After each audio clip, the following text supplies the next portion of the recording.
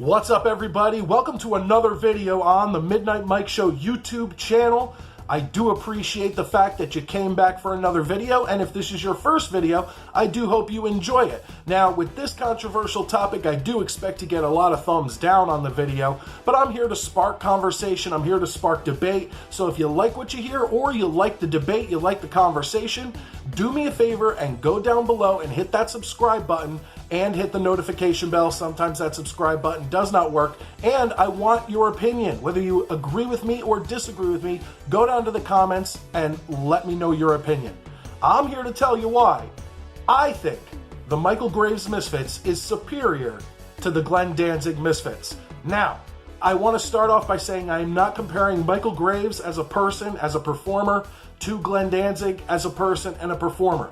I am comparing the Misfits as a whole when they had Michael Graves during the Resurrection period to the Misfits when they had Glenn Danzig in the original, incarnation of the Misfits, and I'm not comparing them individually, all right? So the first thing I want to do is give the first props to the Glenn Danzig Misfits. The one thing I think they have on the Resurrection Michael Graves Misfits is the written lyrics. I think the written lyrics in the original Misfits are superior to the Michael Graves Misfits. I think that it's smarter written. I think that they cover a lot more topics during the Resurrection period. It was a lot of just basically horror movies. So whether they're singing about horror movies, singing about the plots of a horror movie, singing about being stuck in a horror movie, everything was kind of simple in the Resurrection period when it came lyrically.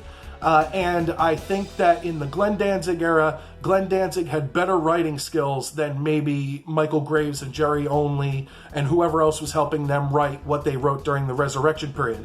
But at that point, that's where it ends, okay? Because, and as you'll see, in the four other categories that I have, the Michael Graves Misfits, in my opinion, does take it. Number one, vocals. Glenn Danzig is monotone, kind of melancholy. He does what he has to do in the world of metal or punk or whatever you want to try to call it to provide vocals to songs that he wrote, and he does a serviceable job. There's nothing wrong with what Glenn Danzig does, but when you look at him as compared to Michael Graves, and in this case I guess I am comparing them individually, Michael Graves is the far superior vocalist. He has he can hit all the notes that Glenn Danzig can hit in the lower range, and he can hit those high octaves that Glenn Danzig couldn't in his wildest dreams even think of hitting.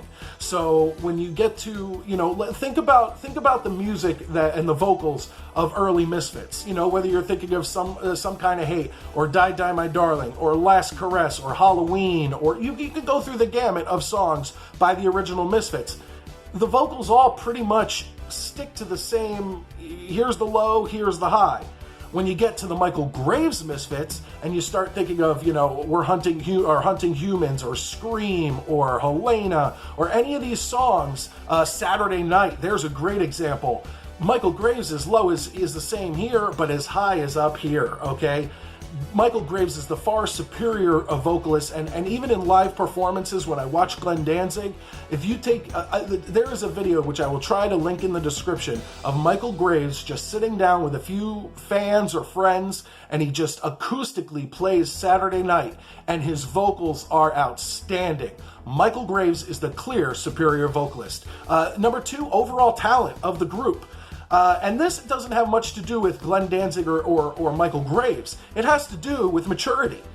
In the late 70s, early 80s, when the Misfits, the original lineup of the Misfits were there, they were kids. They were in their teens. I mean, Doyle was really young, early 20s. And it was basically your basic power chords, your basic, your tabs, whatever they're playing, 3 chords per song, and that was about it. But in the time between when the Misfits broke up with Glenn Danzig, which I believe was 1983 to 1996, 1997, when they got back together with Michael Graves and Dr. Chud,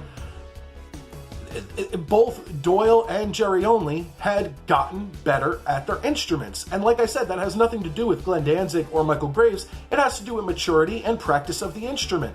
If you listen to, let's go with Doyle, for instance, if you listen to Doyle's guitar in original Misfits, it's good. It's serviceable. Once again, it sounds like a punk group of 20-year-olds.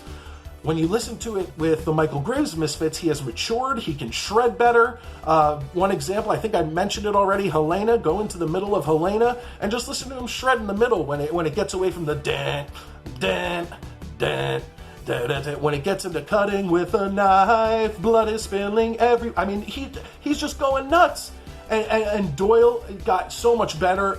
Jerry only got better, and it's all a maturity issue. And the Misfits, just as a group, overall talent got better and were better in the Michael Graves era of Misfits, the Resurrection Misfits, as you would say, I guess. Number 4, I talked about it. Doyle's guitar. That is a huge difference. When you listen to Famous Monsters and American Psycho and you listen to Doyle's guitar, even Cuts from the Crypt, Doyle's guitar just far outweighs what he did in the early Misfits. It was much simpler, like I said, and for what it was, it was good. But musically, he's even gotten better now in his band Doyle. Musicians just get better with time, age, and practice.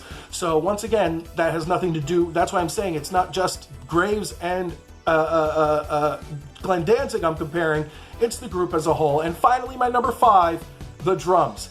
The Misfits had a revolving door of drummers their entire career. I think the most notable drummer that they had, I think who played on their Earth AD album and a few other, was Robo. And he actually came back not too long ago, but they were having problems with his visa coming from Argentina or wherever he's from. Robo is one of the most simplistic drummers that there ever was. He was a Ringo Starr. You know, he wasn't a Phil Collins or, you know, one of these great the drummer from Rush. You know, he was very simple. Dr. Chud could really slam those drums. If you listen to the difference, once again, in the drums between the Resurrection late 90s Misfits and the early Misfits, there's a huge difference, and Dr. Chud brought that in great, and he did amazing on Famous Monsters, American Psycho, was it American? Yeah, American Psycho, Famous Monsters, and Cuts from the Crypt. But that's it. I mean, overall, that's 5 points. I like to make these videos a little short, and 4 of the 5 points go to the Graves era Misfits. So overall, and I'm not saying I love all eras of the Misfits. I still listen to the Misfits. I listened to the Misfits when all those guys were gone, when it was like Jerry Only and Des Cadena and Marky Ramone when they put out Cuts from the Crypt. I got Devil's Reign, which was I think their newest studio album. Not the great. It's okay. But they do have a few good songs that they have put out since Michael Graves and Dr. Chud have left the band.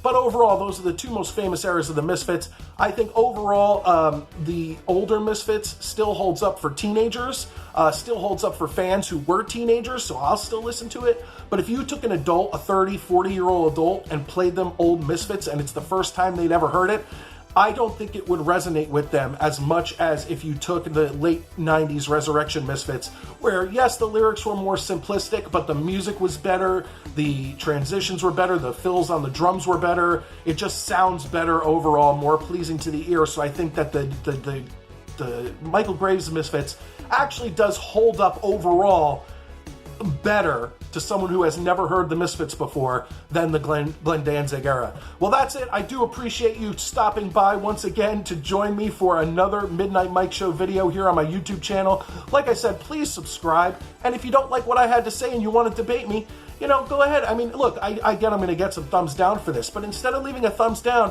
why not go down into the comment section, give me your thoughts, and then we can just debate on it. I won't get mad, I won't block, I won't do anything like that. We can have a civil conversation, and if at the end we agree to disagree, then so be it. That's okay. But if you did like the video and you like my videos, please hit the like button. I really do appreciate that. And you can find me every Friday on WLWstudios.com for free with my podcast, The Midnight Jury, and my co-host Calvin Brody, where it's where the 80s and 90s return from the dead. We cover all things pop culture, horror, music, you name it, from the 80s and 90s. Those are our decades. We have a blast.